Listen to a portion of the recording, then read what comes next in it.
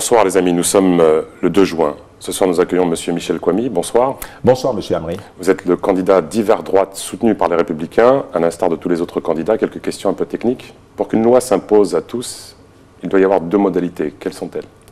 La promulgation. Et la publication au journal officiel. Ouais. Est-ce que le président de l'Assemblée nationale peut-il nommer un membre du CSA? Pas à ma connaissance. Il peut. Ouais. Que doivent faire les rédacteurs des débats à l'Assemblée nationale? C'est quoi leur fonction? C'est consigner les débats, les discussions, pour que l'on s'en serve comme élément d'archives. Compte rendu publié au journal officiel. Ouais.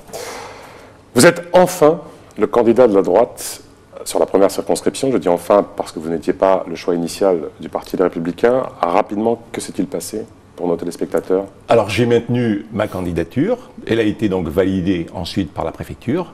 Et voilà ce que j'en sais. Vous étiez prêt à rentrer en dissidence? C'était une forme de résistance, oui, dans la mesure où nous nous étions maintenus au contraire de ce que Paris avait souhaité imposer. 3 mesures, 3 actions, 3 démarches que vous comptez faire à l'Assemblée nationale une fois élu.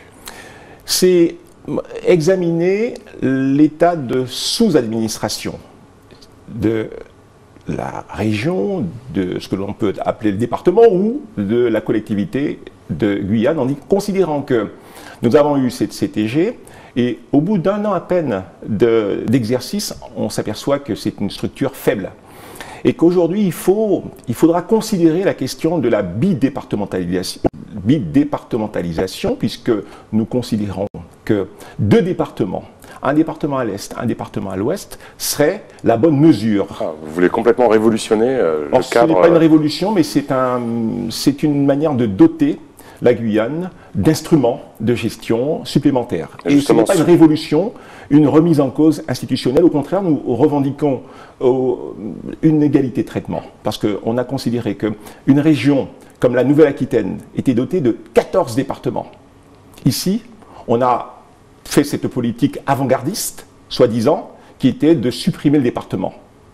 Ça a été pour le malheur pour notre malheur, puisqu'on s'aperçoit qu'on est faible. Et je dirais qu'une illustration de cela, c'est le fait que le président Alexandre ait dû ressusciter le Conseil général en invitant M. Tianlong à l'accompagner en métropole pour discuter de ces questions de traitement des prêtres. Ce n'était pas vraiment une ressuscitation, c'était plutôt une association parce que M.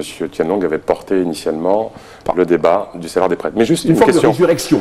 Pendant très longtemps, justement, la Guyane s'est plainte, on va dire, que le gouvernement jouait sur les 2 tableaux, opposition, conseil général et conseil régional. Et la fusion, justement, devait permettre à la Guyane d'avoir un interlocuteur unique et donc fort vis-à-vis de l'État métropolitain. Vous voulez fractionner? Oui, sur parce que c'est original. Hein, oui, ça a plutôt consisté en une forme de pensée unique. Vous avez aujourd'hui une manière unique de voir les choses et lorsqu'il y a des difficultés, les choses ne sont pas dites. Il y a une espèce de loi du silence qui s'impose parce qu'effectivement, on est dans un monde un peu monolithe. Cette loi du silence, alors ailleurs on appelle ça de l'omerta, fait que il s'est agi d'alerter sur les problèmes de santé, d'alerter sur la sécurité motus et bouche cousue. Les plus hautes autorités ne se sont pas manifestées. Et c'est bien pour cela que la rue a pris le pas. Donc on a cru bien faire, et en fait non. Pour la bidépartementalisation, je m'aperçois que ce que l'on institue maintenant, c'est de dire qu'il y aura un TGI à Saint-Laurent. C'est bien se rendre compte qu'il y a bien 2 circonscriptions. De grande instance pour nos téléspectateurs. Voilà, un tribunal de grande instance, parce qu'on conçoit bien qu'il y ait une structure judiciaire sur Cayenne, mais aussi une structure judiciaire dans l'autre circonscription. Ça permettrait de rééquilibrer les territoires? Absolument, parce que ce sont des dotations, c'est un personnel, ce sont aussi des ressources politiques supplémentaires. D'accord. Que reprochez-vous au candidat sortant? Je considère qu'il a parlé, son travail parle pour lui. Et ce travail, je le symboliserai au travers de ce carton d'invitation qu'il fait circuler devant un micro. Là, il est devant un micro, la bouche bée.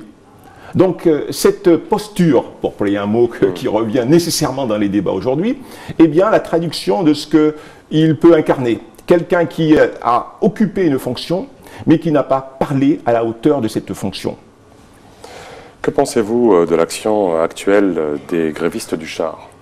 Et leur apportez-vous votre soutien et défendez-vous leur mode d'action? Mais bien sûr, à l'instar du soutien que l'on a pu porter au collectif et à ceux qui ont initié ce mouvement de grande ampleur, on peut considérer que tout de même c'est une action de substitution.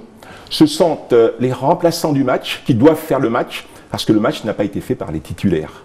Et c'est ça la difficulté. Alors ils feront, elles feront, puisque ce sont surtout des dames à ce niveau-là qui affichent ce courage-là. Et l'action du parlementaire sortant concernant un référé en justice? Alors là, c'est une catastrophe. C'est une catastrophe parce que l'on constate que c'est un détournement, une espèce de récupération stupide. Parce que cette action, je vous le dis aujourd'hui, n'a aucune chance d'aboutir. Par contre, elle aboutit à quoi? À une espèce de propagande électorale, dire voilà, c'est moi qui suis à l'origine d'une action. Et pourquoi elle n'a aucune chance d'aboutir? Elle n'a aucune chance parce qu'un député n'a pas qualité pour agir. Et le tribunal administratif dira très vite, voilà monsieur, vous n'avez pas qualité à réclamer parce que vous n'avez pas vous n'êtes pas celui qui est titulaire de ce droit, d'un droit. Voilà. Donc, il y a déjà ce problème. Mais il y a le fait que la force obligatoire... Vous m'avez posé une question, que faut-il pour qu'une loi s'impose? Il faut la promulgation et l'inscription au journal officiel. Là, on n'a pas une loi. On a une simple inscription au journal officiel qui est de la poudre de perlimpinpin, dirait monsieur Macron. La droite a du mal en Guyane, en général dans les dom-toms, et en Guyane, bon, à l'exception du cas, on va dire, monsieur Bertrand, qui avait réussi.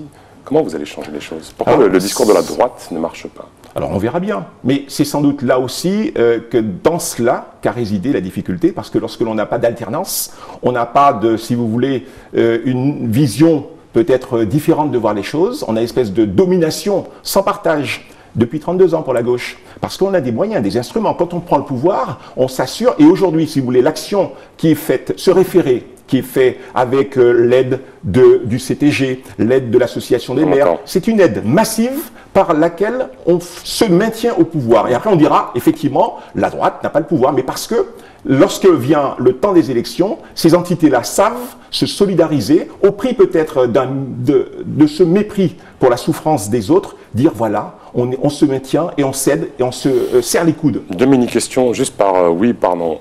Est-ce que vous avez organisé votre succession à la mairie de Regina? Oh non, je ne le conçois pas comme une succession. Êtes-vous le meilleur? Pour les candidats? Oui, je considère que je peux parler, alors que d'autres ne peuvent pas parler. Merci beaucoup, monsieur Michel Poamy, d'avoir participé à cette émission. C'est moi. Les amis, les programmes continuent sur ATV Guyane. Plein de scoops. À bientôt.